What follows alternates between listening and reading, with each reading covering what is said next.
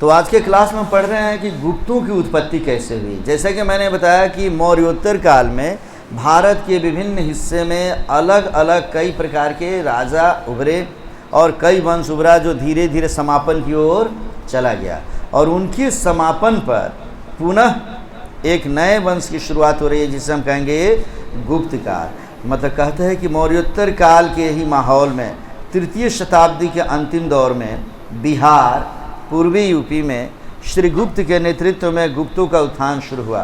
कब? 275 ईस्वी में गुप्त की उत्पत्ति पुनः शुरू हो जाती है। और गुप्त काल का सबसे पहला जो शासक होगा, जो स्थापना करेगा, वह कौन होगा? श्रीगुप्त। घटोत्कच ने लगभग 40 साल तक, माने 275 से लेकर 319 ईस्वी तक उत्थान जारी रखा। कहता है इसमें लेकिन स्वतंत्र राज्य स्थापित नहीं कर सके। लेकिन स्वतंत्र गुप्त राज्य अस्तित्व में आया कब? 319 ईस्वी में श्री चंद्रगुप्त के समय से। इसे समझेंगे। इसमें सबसे इसका गुप्त काल का स्थापना करने वाला व्यक्ति होगा श्रीगुप्त। श्रीगुप्त के बाद उसका पुत्र होगा घटोत्कच। ये घटोत्कच भीम वाला पुत्र नहीं है बेटा। अरे बच्चों, ये जानो कि भीम का भी एक पुत्र था, एक बेटा था जिसका नाम था घटोत्कच। ये महाभारत का घटोत्कच नहीं है, ये श्रीगुप्त का पुत्र है। लेकिन इसी वंश का आगे चलकर एक शासक होगा जिसका नाम होगा चंद्रगुप्त। याद रखेंगे, चंद्रगुप्त मौर्य कह देंगे तो मौर्य वंश से संबंधित हो जाएगा, और सिर्फ चंद्रगुप्त कहते हैं तो वह गुप्त वंश से संबंधित होगा। चंद्रगुप्त अगर कहें तो न ये प्रथम माना जाएगा, और चंद्रगुप्त अगर प्रथम कहें तब भी उसको प्रथम माना जाएगा। क्लियर है?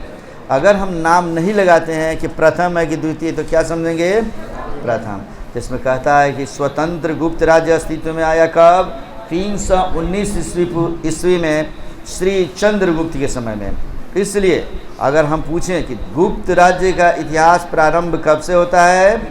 319 ईस्वी से। क्लियर है बच्चे? अगला कहते हैं कि स्वतंत्र गुप्त का इतिहास का शुरुआत कब से होगा? श्री चंद्रगुप्त प्रथम के समय से 319 से 335 तक इसका काल रहेगा। माने चंद्रगुप्त प्रथम के समय से स्वतंत्र गुप्त का इतिहास अस्तित्व में रहेगा। फिर कहता है कि स्वतंत्र गुप्त का इतिहास किस क्षेत्र से प्रारंभ होगा? तो बिहार, यूपी और बंगाल, यहीं से स्वतंत्र गुप्त की शुरुआत हो रही है। नेक्स्ट है कि स्वतंत्र गुप्त की इतिहास की शुरुआत किस प्रशासनिक जगह से हुआ? तो प्रशासनिक तौर पे कहा जाए तो पाटलिपुत्र से। ये वो पाटलिपुत्र है बच्चे जिसने समझ लो मगध साम्राज्य का उत्थान किया। ये वो पाटलिपुत्र है जिसने मौर्य साम्राज्य का उत्थान किया। ये वो पाटलिपुत्र है जिसने पुष्यमित्र शुंग के नेतृत्व में शुंग वंश का उत्थान किया। ये वो पाटलिपुत्र है जिसने कण्व वंश का उत्थान किया। और अब मौर्योत्तर काल के बाद ये वही पाटलिपुत्र है जो गुप्त काल की शुरुआत कर रहे हैं बच्चे। भारत का एक ऐसा क्षेत्र जिसे सरस्वती के वंशज माने जाते हैं। गुप्त काल में पटना और उसके आसपास का क्षेत्र इतिहास का सर्वोत्तम काल माना जाता है बच्चे। गुप्तों की मूल जाति क्या थी? तो ये विवादित है। और स्वतंत्र गुप्त का इतिहास का कालखंड अगर कहें कि गुप्त काल कब से कब तक रहा, तो उसको हम बोलेंगे कि 4वीं शताब्दी से लेकर 6वीं शताब्दी तक। साल के बारे में बात करेंगे तो 319 ईस्वी से लेकर 550 ईस्वी तक। ये जिसके पास भी पेज नहीं है, इसका PDF मैं आज भेज दूंगा, तुम लोग लिख लोगे। और बाकी समझेंगे। प्रयाग प्रशस्ति लेख की 28वीं पंक्ति में कहा गया है, प्रयाग प्रशस्ति लेख। अभी हम इस चैप्टर के बाद हम लेख का इतिहास पढ़ेंगे। याद रखो, लेख का इतिहास पढ़ लिए तो सीधे सिविल सर्विसेज में TCS नहीं, UPSC तक की तुम्हारी तैयारी होती है। शुरुआती में पहला अभिलेख कौन सा था, उसके बाद कौन कौन से अभिलेख आने लगे, सबके बारे में हम पढ़ने जा रहे हैं। तो प्रयाग प्रशस्ति अभिलेख में कहता है कि महाराज श्री गुप्त प्रपुतस्य महाराज श्री घटोत्कच पौत्रस्य महाराजाधिराज श्री चंद्रगुप्त पुत्रस्य लिच्छवी दहित्रस्य महादिव्या कुमार दिव्याम उत्पन्नस्य महाराजाधिराज श्री समुद्रगुप्त ... मतलब प्रयाग प्रशस्ति अभिलेख ऐसा है जो समुद्रगुप्त से संबंधित है, और उसमें पूरे उसके खानदान को बता दिया गया है कि समुद्रगुप्त के पिता का नाम क्या था?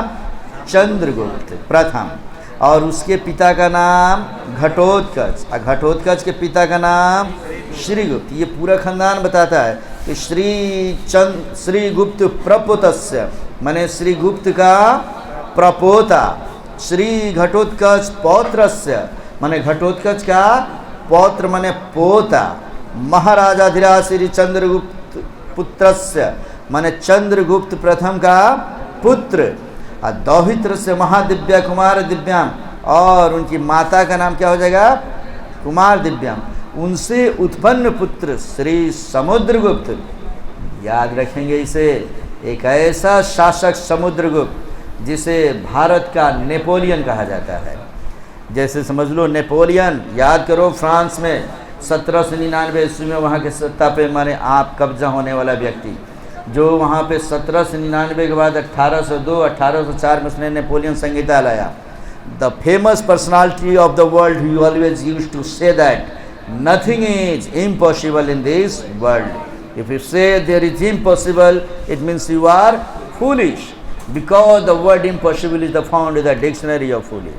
ऐसा नेपोलियन फ्रांस का शासक जो क्या कहता था, दुनिया में कोई भी काम असंभव, यदि तुम कहते हो कि असंभव है तो तुम मूर्ख हो, क्योंकि असंभव शब्द सिर्फ मूर्खों के शब्दकोश में पाए जाते हैं।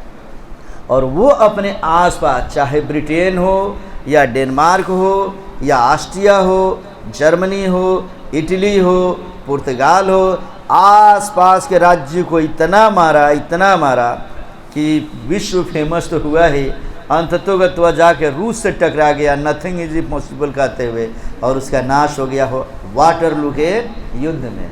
और उसी प्रकार समुद्रगुप्त, इसने भी सोच लिया कि मुझे हारना नहीं है, सबको मारना है, पूरा विस्तारित कर देना है, और ये एक एक करके ये भी इतना अगल बगल के राज्यों को मारा कि इसे भारत का नेपोलियन कहा जाता है। एक नंबर का इम्पोर्टेंट क्वेश्चन, भारत का नेपोलियन किसे कहते हैं?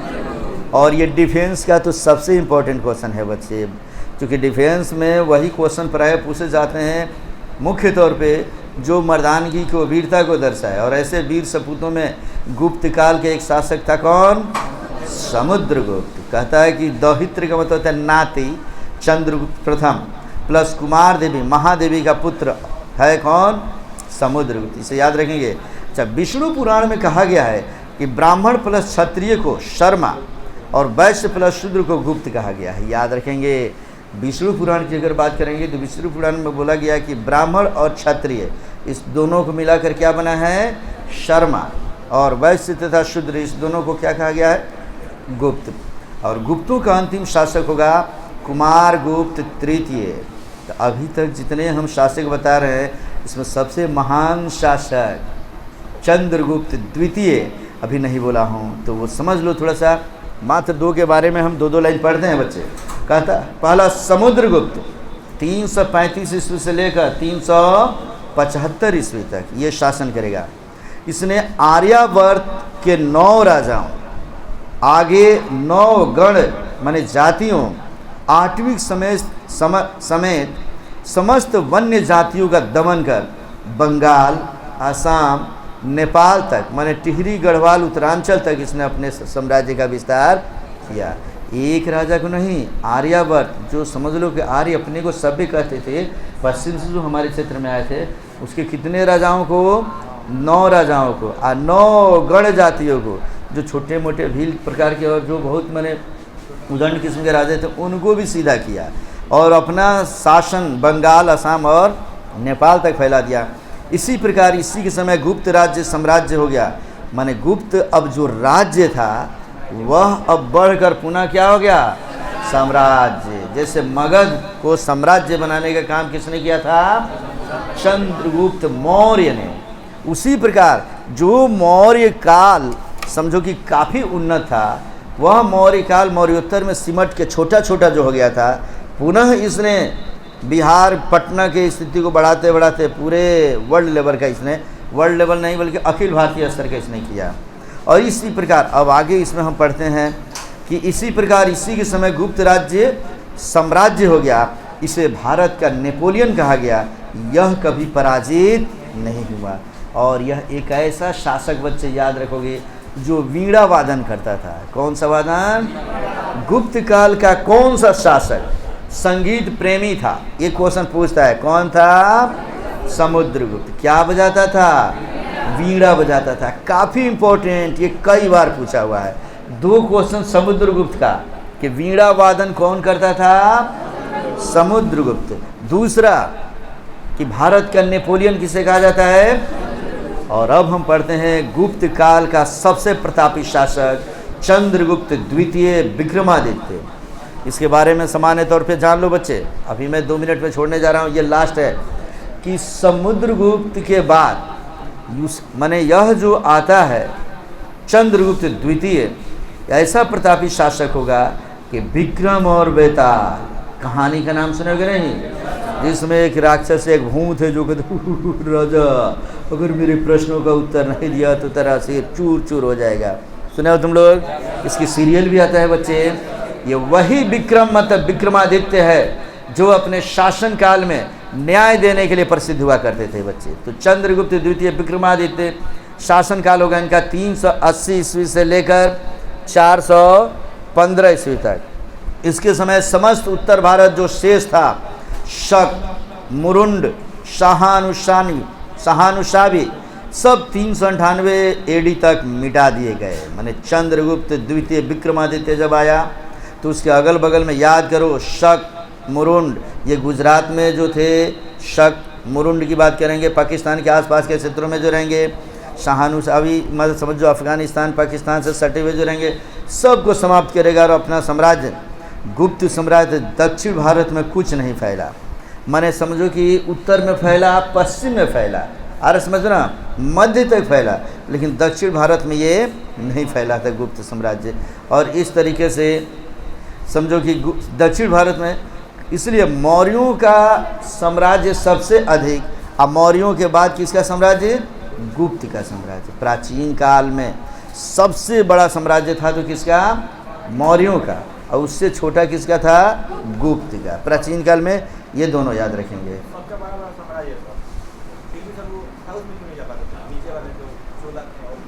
क्या? सबकी सीमा होती है बच्चे। औरंगजेब की बात करेंगे, बहुत बड़ा समझ लो कि वह अखिल भारतीय साम्राज्य कायम करेगा। अब पहाड़ी चूहे से एक जाके डर जाएगा, पहाड़ी चूहा को कुछ नहीं कर पाएगा। पहाड़ी चूहा किसको बोलते हैं? शिवाजी को। समझ गए ना? तो अपनी बाउंड्री लाइन सबकी होती है। अब आ जाओ, इसमें कहता है कि अब मात्र 2 लाइन का और है बच्चे। मौर्य साम्राज्य कहाँ से कहाँ तक?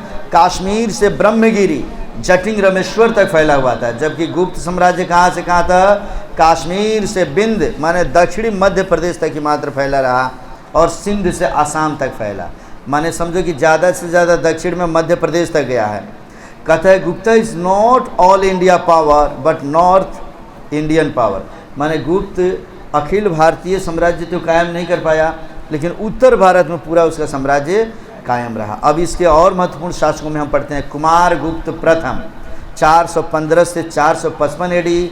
40 साल तक कुमार गुप्त प्रथम शासन किया और गुप्त साम्राज्य कमोवेश बरकरार रहा इसके समय तक। उसके बाद आएगा इसमें स्कंद गुप्त 455 से 467 ईस्वी तक, मात्र 12 वर्ष। गुप्त साम्राज्य कमोवेश इसके समय भी कुछ न कुछ बरकरार रहेगा। इसके बाद गुप्त साम्राज्य का आकार घटने लगा। 467 से 550 एडी तक खींच तान कर कैसे भी गुप्त साम्राज्य चलते रहा, और अंत में अंतिम गुप्त शासक होगा कुमार गुप्त तृतीय, और उसी के समय 550 एडी में उसकी हत्या कर दी जाएगी और गुप्त वंश का नाश हो जाएगा। फिर शासन शुरू होगा गुप्तोत्तर काल, और ये वही गुप्तोत्तर काल होगा बच्चों जिस काल में शासक इतने कमज़ोर हो जाएंगे कि आगे चलकर 712 में मोहम्मद बिन कासिम आक्रमण करेगा और हमारा प्राचीन काल समाप्त होकर मध्यकाल की शुरुआत हो जाएगी। तो गुप्त काल में कौन कौन शासक थे, शासन काल कब से कब तक रहा, इसको देख लोगे तुम लोग। अब एक ही बार हम लोग पढ़ेंगे मौर्योत्तर काल का अभिलेख से लेकर गुप्त काल के अभिलेख तक, और तब हम गुप्तों की स्थिति के बारे में पढ़ना शुरू करेंगे।